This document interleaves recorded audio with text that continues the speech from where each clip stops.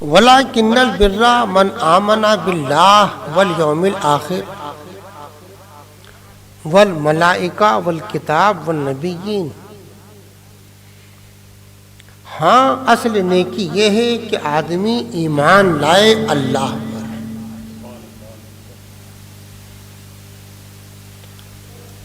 ایمان لائے آخرت پر، ایمان لائے فرشتوں پر، ایمان لائے اللہ کی کتاب پر اور تمام انبیاء کرام پر۔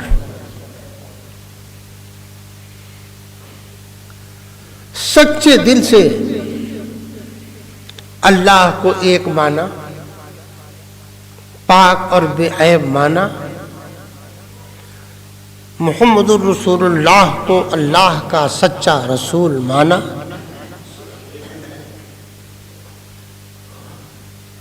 جو کچھ اللہ کے رسول اپنے رب کے پاس سے لائے ان سب کو مان لیا صلی اللہ تعالی علیہ وسلم۔ تو یہ اصل نیکی ہے۔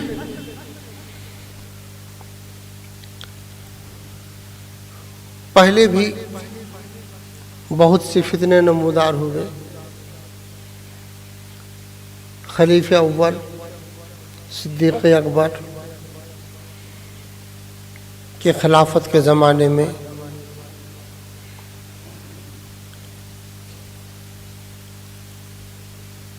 بعض لوگوں نے زکوٰۃ کی فرضیت کا انکار کیا، نماز کا انکار نہیں کیا، نماز پڑھتے تھے، اور روزے کا انکار نہیں کیا، روزہ رکھتے تھے۔ زکوٰۃ کے بارے میں ان کا یہ عقیدہ ہوا کہ جب تک ہم میں رسول اللہ موجود تھے ہمیں زکوٰۃ دینی تھی، اب رسول اللہ پردہ فرما گئے تو ہم پر زکوٰۃ فرض نہیں رہ گئی۔ صدیق اکبر نے اور سارے صحابہ نے منکرین زکوٰۃ سے جہاد کیا اور انہیں کافر جانا۔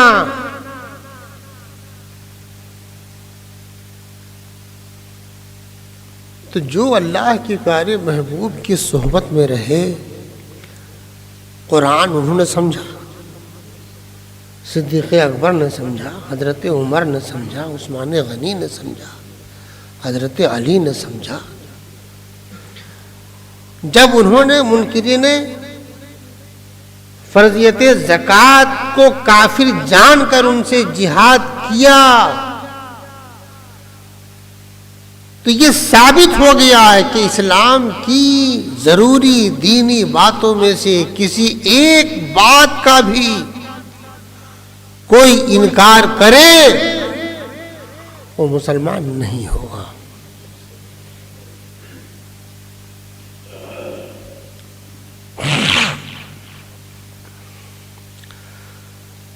بعض باتیں ایسی ہیں جو ضروریات اہل سنت سے ہیں، ضروریات دین سے نہیں ہیں۔ اہل سنت کا وہ اجماعی عقیدہ ہے، سارے اہل سنت کے نزدیک وہ عقیدہ بدیہی ہے، اور وہ بھی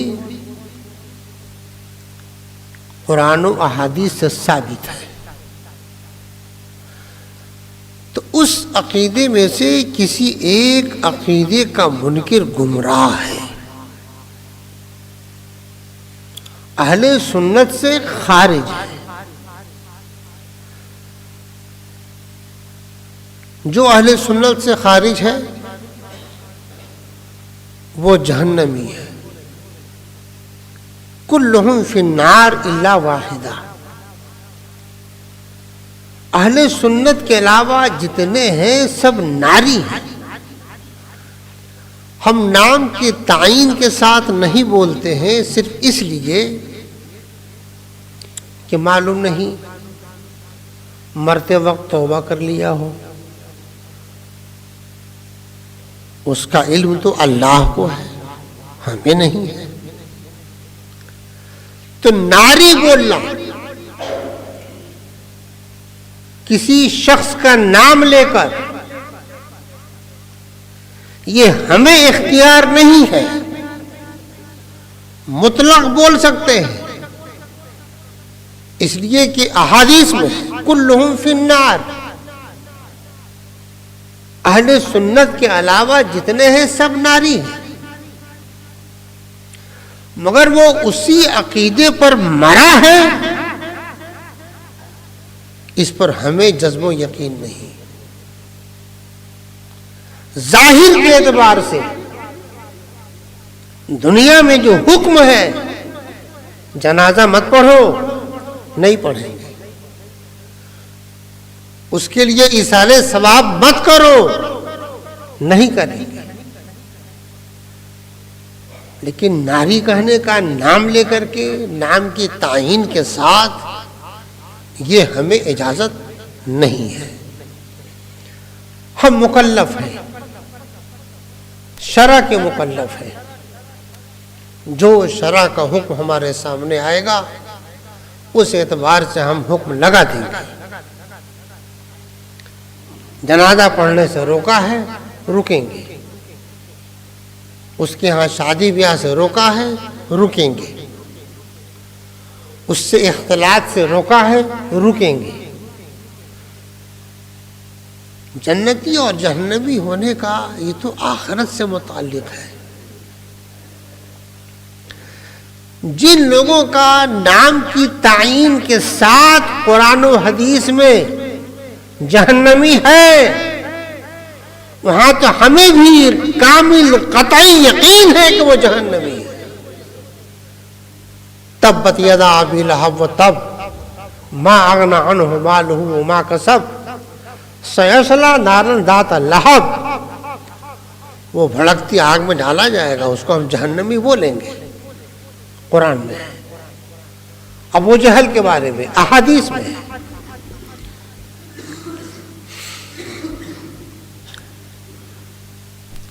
اولیاء اللہ سے مدد مانگنا،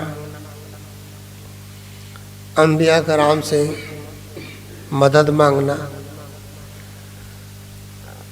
رات میں ایک آدمی فون کیا تو یہی پوچھا کہ کیا ہم ڈائریکٹ مانگ سکتے ہیں انبیاء کرام سے، اولیاء اللہ سے؟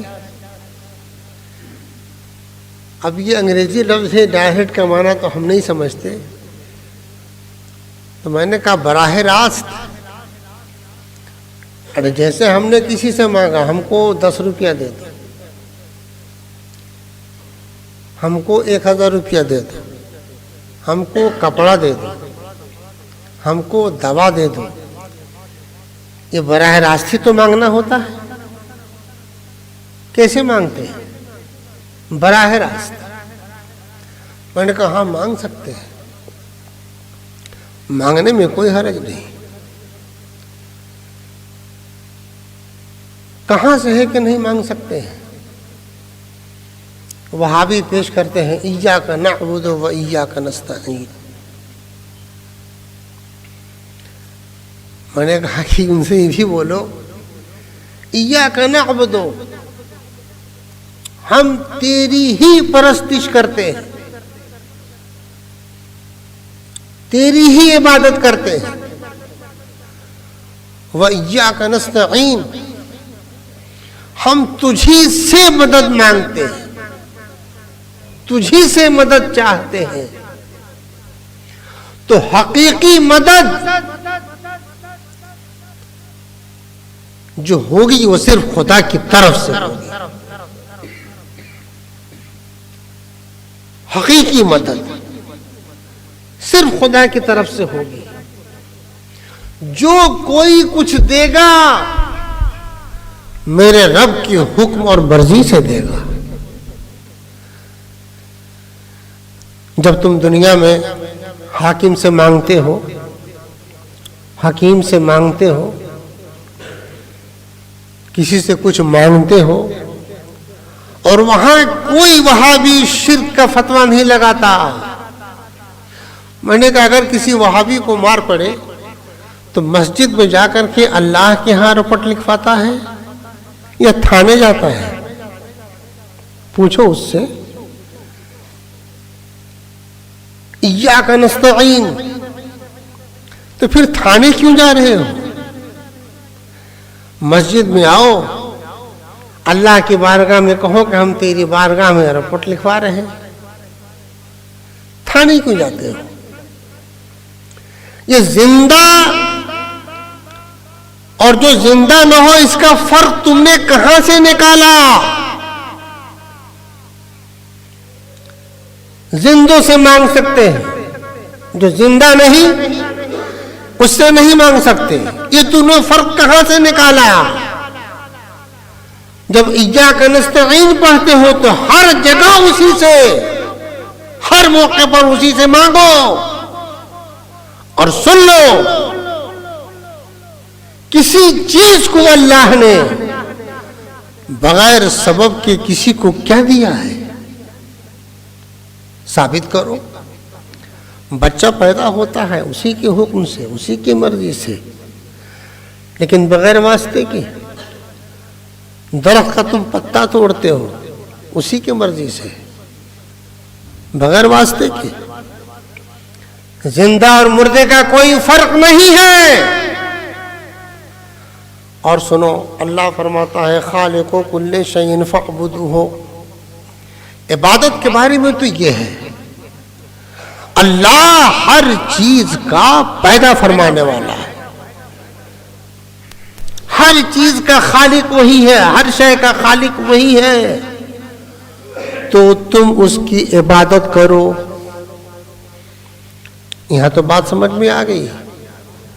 ایاک نعبد، ہم تیری ہی عبادت کرتے ہیں. ہر شے کا پیدا کرنے والا اللہ ہے، تو حکم دے رہا ہے کہ تم اسی کی عبادت کرو.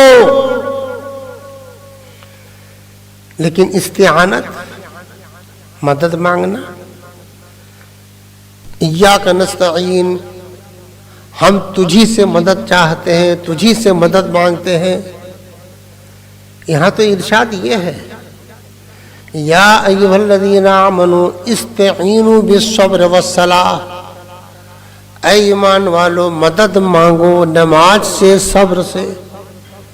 بالصبر، استعینوا بالصبر، مدد مانگو صبر سے، مدد مانگو نماز سے. وہاں یہ نہیں فرمایا استعینوا باللہ، اللہ ہی سے مدد مانگو نہیں فرمایا. وہاں کیا حکم دیا؟ استعینوا، مدد مانگو، بالصبر والصلاۃ، صبر سے، نماز سے. اس صبر کس کی صفت ہے؟ بندے کی نا. ارے صبر کون کرتا ہے؟ بندہ کرتا ہے.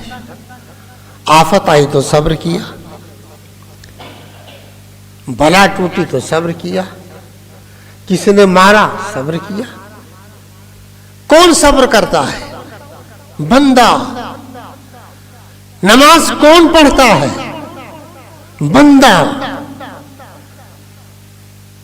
اللہ کی بارگاہ میں کون جھکتا ہے؟ بندہ. مدد مانگو بالصبر، صبر سے، مدد مانگو نماز سے. یہیں سے بات سمجھ میں آ گئی کہ بے شک عبادت کسی کی نہیں ہو سکتی،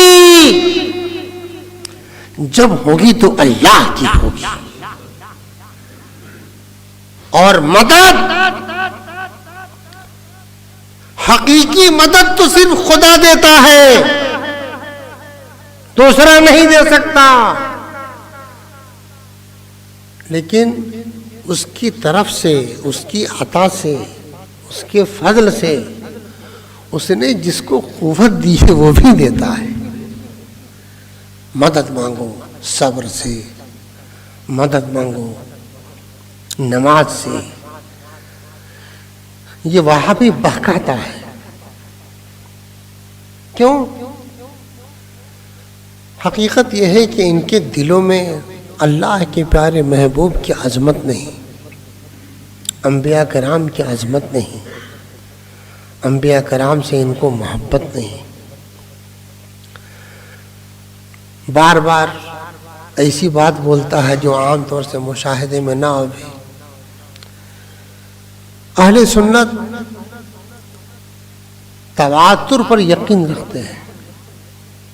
بزرگوں سے بہت سے ایسے واقعات سرزد ہوئے، بہت سے اس طرح کی کرامتیں ظہور میں آئیں، اہل ایمان نے اس پر یقین کیا، مدد وہ دیتے ہیں. ایک شخص تھا، شاہ ولی اللہ محدث دہلوی نے لکھا ہے، ایک شخص تھا اپنے پیر و مرشد کا بڑا گہرا معتقد تھا، بڑا گہرا معتقد تھا. بیمار پڑا، بستر پکڑ لیا، گھر میں کوئی نہیں تھا، اٹھنے کی سکت نہیں تھی کہ پانی پی سکے. پیاس لگی، پیاس کی شدت سے بے چین ہوا. پانی کون لا کے دے گا؟ اٹھنے کی سکت نہیں. تو دیکھا اس کے پیر ظاہر ہوئے، گھڑے سے پانی اڈیلا اور گلاس میں لا کر کے، پیالے میں لا کر کے پانی پلایا. شاہ ولی اللہ محدث دہلوی نے بھی لکھا، اولیاء اللہ کا تصرف پہلے بھی تھا، آج بھی ہے. اب یہ ان کے کرم پر ہے، ان کے کرم پر ہے، جب چاہیں ظاہر کریں، ان کی مرضی پر ہے، ان کی مشیت پر ہے. میرے آقا سرکار غوث اعظم رضی اللہ تعالیٰ عنہ کی بے شمار کرامتیں، بے شمار. شیخ عبدالحق محدث دہلوی نے تو یہاں تک لکھا کہ اگر آپ کے حالات، آپ کے کرامتوں کا ذکر کیا جائے تو بہت ڈھیروں بوجھ بن جائے. سرکار غوث اعظم رضی اللہ تعالی عنہ کو اللہ کی طرف سے وہ تصرف حاصل تھا. 3 یا 4 عالم جو عربی تھے، ان کو اپنی عربی دانی پر بھی ناز تھا، تفسیر دانی پر بھی ناز تھا. یہ سب آئے. مقصد ان کا صرف یہ تھا کہ ہم شیخ عبد القادر جیلانی سے کچھ سوال کریں گے. بڑی ان کی شہرت ہے، دیکھیں کیسے وہ اللہ کے ولی ہیں. وہ آزمانے کی غرض سے آئے. میرے آقا سرکار غوث اعظم رضی اللہ تعالیٰ عنہ کو اللہ کی طرف سے وہ تصرف تھا. آپ نے ایک نگاہ ڈالی اور ان لوگوں کے پاس جو کچھ علم حاصل تھا سب سلب کر لیا.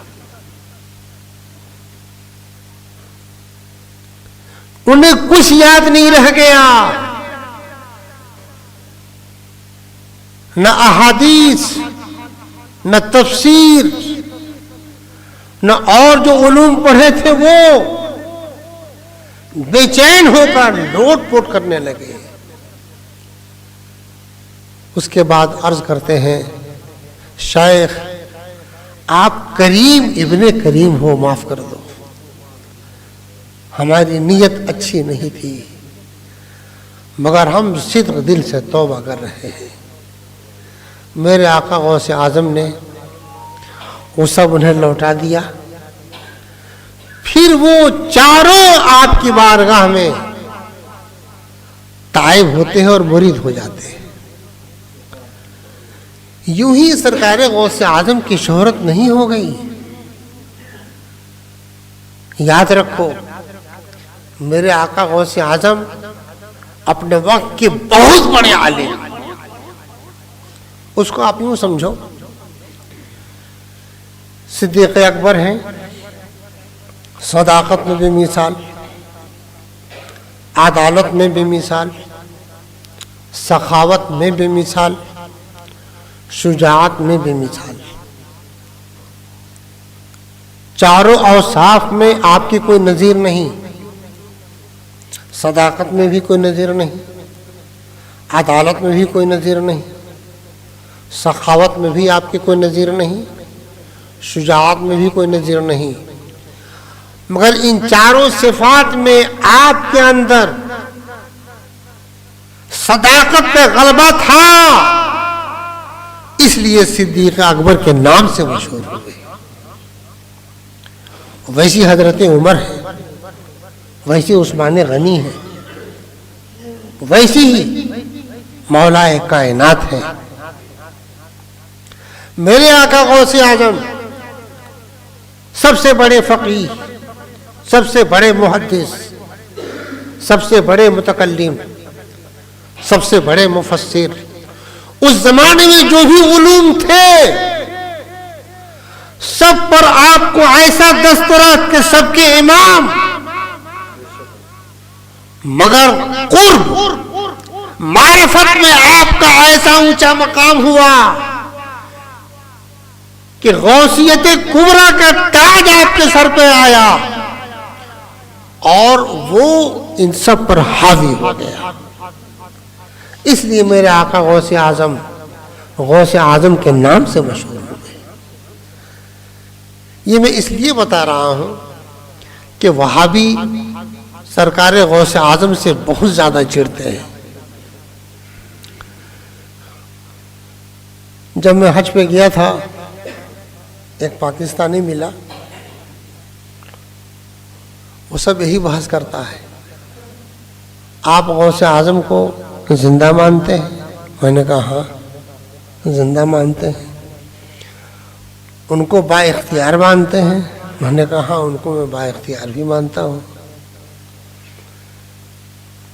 تو آپ ان سے جو مانگیں گے دے دیں گے؟ میں نے کہا کہ کیسی پاگل پن کی بات کرتے ہو, تم خدا کو کیا مانتے ہو؟ زندہ مانتے ہو؟ خدا کو زندہ مانتے ہو, قادر مطلق مانتے ہو, تو تم جو خدا سے مانگو گے دے دے گا؟ بولنا. اچھا یہ بتاؤ ان تمام عربوں پر امریکہ کیوں حاوی ہو گیا؟ وہ تو مسلمان نہیں. پوری دنیا میں دیکھو تو حکومت کس کی ہے؟ یا تو امریکہ کی ہے, یا برطانیہ کی ہے, یا فرانس کی ہے, یا روس کی ہے, یا چائنا کی ہے. ان میں سے ایک بھی مسلم نہیں. بولو نا, ایک بھی مسلمان نہیں.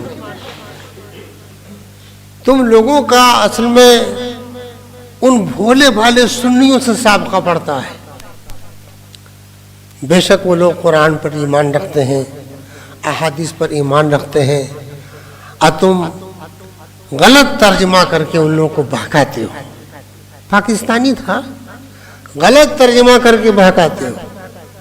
یاد رکھو مسلمان اپنے نبی کا سچا فدائی ہے, اور جس کو بھی اپنے نبی کا عاشق و شیدا پایا اس کا بھی غلام بن گیا. بے شک اللہ نے اپنے نیک بندوں کو اختیار دیا ہے. انہیں کل بھی اختیار تھا, آج بھی اختیار ہے. کہا تو ان کو پھر بلا دیجئے, ہم بھی دیکھیں. انہوں نے کہا یہی بات تم سے کوئی دہریہ اگر خدا کے بارے میں کرے تو کیا جواب دو گے؟ کوئی دہریہ تم سے بولے کہ تم لیمچوز خدا سے مانگ کے دکھا دو, 1 ریال کو اللہ چاہے تو 100 ریال کر دے، لیکن تم اپنے اللہ سے کہا کہ 100 ریال کر کے دکھا دو 1 ریال کو. تم جو اولیاء اللہ اور انبیاء کے بارے میں بولو گے، وہ دہریہ تم سے خدا کے بارے میں بولے تو تم کیا بولو گے؟ مسلمانوں کو صرف دھوکہ دیتے ہو. یاد رکھو، مسلمان آخرت کی محبت میں اولیاء اور انبیاء سے قریب ہے، دنیا کے لیے نہیں. اپنی محبت میں پکارتا ہے اور یقین رکھتا ہے کہ جب حشر ہوگا تو اللہ کے نیک بندے ہمارے لیے رحمت کا سایہ بن کر آ جائیں گے. اس محبت میں وہ رہتا ہے. میں نے اس لیے سنایا مسلمانوں کہ آپ وہابیوں سے، دیوبندیوں سے اپنے آپ کو بچاؤ. اب تو ہر طرف سے اہل سنت پر حملہ ہونے لگا ہے. وہابیوں کا حملہ الگ ہے، دیوبندیوں کا حملہ الگ ہے، مشرکوں کا حملہ الگ ہے. مشرکین بھی پیش کرتے ہیں، یہ تو ان کے قرآن میں ہے، جہاں پاؤ ان کو قتل کر دو، جہاں پاؤ ان کو قتل کرو، کافروں کو قتل کرو. کافر کون ہے؟ جو اسلام نہیں مانتا. میں نے بتایا بے شک قرآن کریم میں ہے جہاں پاؤ قتل کرو، مگر یہ حکم کس کے لیے ہے؟ یہ حکم کب ہے؟ جو بھی احکام مذہب اسلام میں ہے وہ سارے احکام کسی نہ کسی شرط سے جڑے ہوئے ہیں. وہ شرط پائی جائے گی تب وہ حکم ہوگا. کتب علیکم الصیام، روزہ فرض ہے، تم پر روزے فرض کیے گئے، لیکن کیا جب چاہے رکھ لے گا؟ نہیں. اقیموا الصلاۃ وارکعوا مع الراکعین، نماز پڑھنے کا حکم ہے، لیکن جب چاہے پڑھ لے، اس کے لیے بھی شرط ہے. زکوٰۃ دینا ہے، اس کے لیے بھی شرط ہے. حج کرنا ہے، اس کے لیے بھی شرط ہے. اسی طرح سے یہ حکم بھی ہے، مگر کس کے لیے، کب، کن شرطوں کے ساتھ؟ جب وہ شرط پائی جائے گی تب یہ حکم ہوگا. اور نہ مسلمانوں کے لیے تو حکم ہے، تمہارے لیے رسول اللہ کی زندگی میں نمونے عمل ہے. تم اپنے نبی کی سیرت کو اپنے اندر اتار لو. جس طرح سے اللہ کے رسول نے تمہیں رہنے کا، چلنے کا حکم دیا ہے، اسی طرح سے تم اپنے آپ کو رکھو اور چلاؤ. اسی میں ہم سب کی بہتری اور بھلائی ہے. اللہ جل شانہ ہم سب کی آخرت کو بہتر کرے اور اپنے محبوب بندوں کے قدموں میں لوٹنا نصیب کرے.